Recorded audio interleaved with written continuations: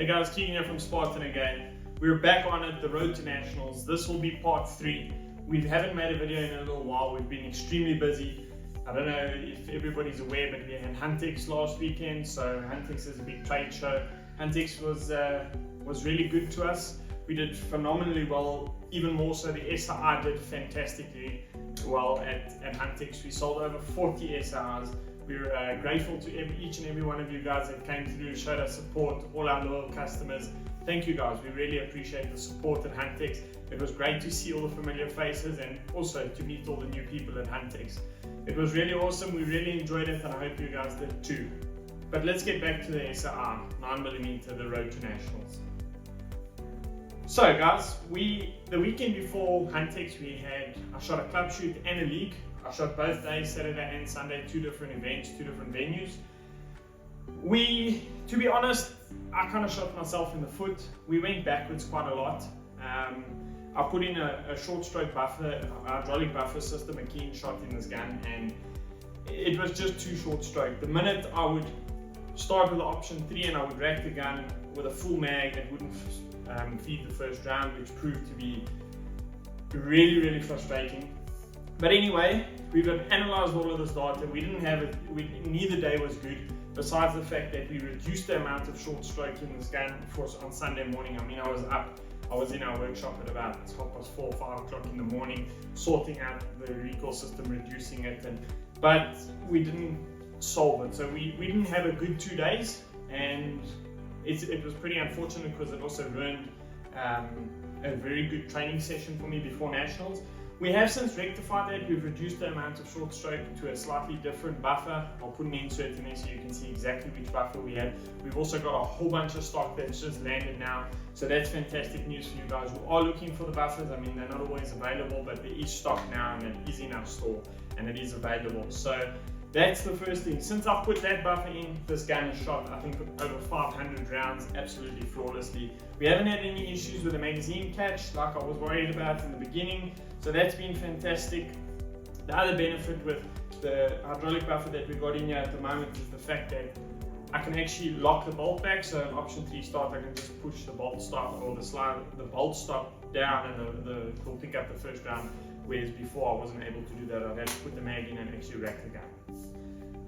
We have changed the profile of the barrel ever so slightly. We made it a little bit thinner. We got a little bit of inspiration from a JP itself, and we basically copied that. We did a little bit of, we weighed the barrel before and after, and we noticed, I'll put in a couple of inserts, we dropped about 240 grams or so. It doesn't sound like a lot. You would think that you would be able to drop quite a bit more, but the gun is now, you can quite easily hold it one-handed, so if you ever have to hold the gun and run it backwards or anything, you can do that one-handed. It's also made transitioning a little bit between targets a little bit easier, so really like that. Been playing a little bit. We drilled a little hole on the side of the muzzle brake. Obviously 9mm is not the highest pressure round, so the difference I wouldn't say is that great, but it does make a little bit of a difference. Just stops the gun bouncing right. As a right-handed shooter with a PCC, you'll find the dot tends to jump up right. So I think it's made a small difference, but not as significant as it would if, say, this was a 223 or anything like that. But that's where we're at the moment. With regards to the 2 shoots that we did, there was some positives to take out of it. Obviously, like I said, it wasn't a very eventful 2 days, but to my surprise, when I do my part and the gun ran correctly, we were surprisingly very competitive with this gun. We were up there. I'll put a couple of inserts on the scores and things from various stages and one or two videos that you can have a look at. But we were there, guys. We were actually very competitive with it. And for somebody who hasn't been shooting PCC very long and with an entry-level budget gun such as this, I was very shocked. I was very impressed, to be honest. And I've also done some grouping tests with it at various distances. This gun groups amazingly well.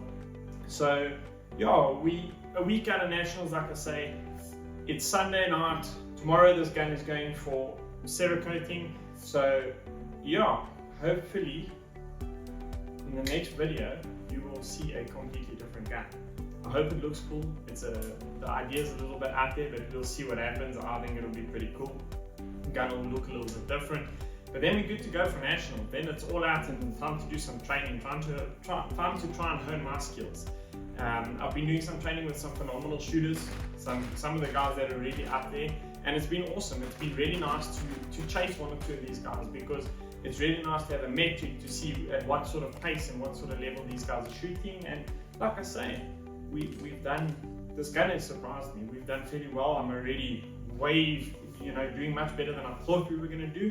But there's a lot more to come, guys. We're going to try and do another video by just before the nationals, and then there'll be one sort of as a conclusion. So this will hopefully be a 5-part series. We'll discuss the nationals, have a look at the results, see how we did as an overall, and yeah, there's a lot. It's going to be really, really cool, and can't wait to show you some footage of this gun running at the nationals. Cheers for now.